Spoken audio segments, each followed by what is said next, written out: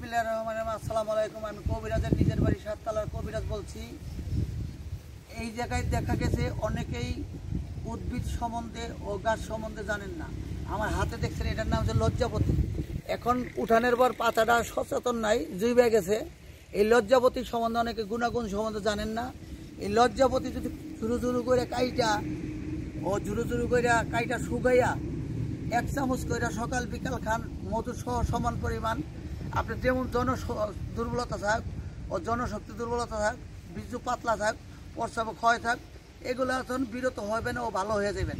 আর শুকরিয়া আদায় করবেন একমাত্র আল্লাহর দুনিয়ায় আল্লাহর যত কিছুই তৈরি করছে একমাত্র মানুষের মঙ্গলের জন্য।